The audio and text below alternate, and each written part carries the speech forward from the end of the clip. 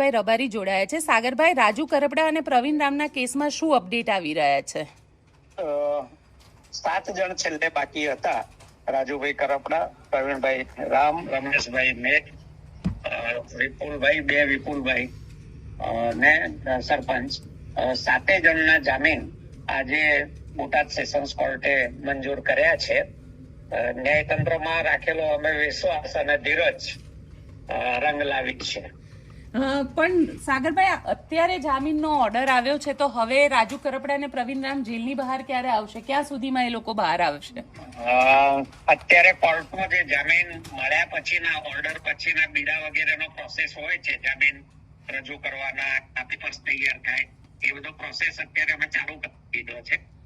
તો સ્વાભાવિક રાખી જ હોય આશાએ એ પ્રોસેસ તો આજે પૂરો થઈ જશે।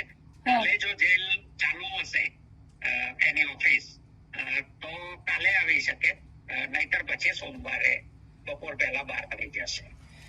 બિલકુલ સાગરભાઈ, આપ અમારી સાથે જોડાયા એના માટે આપનો ખૂબ ખૂબ આભાર।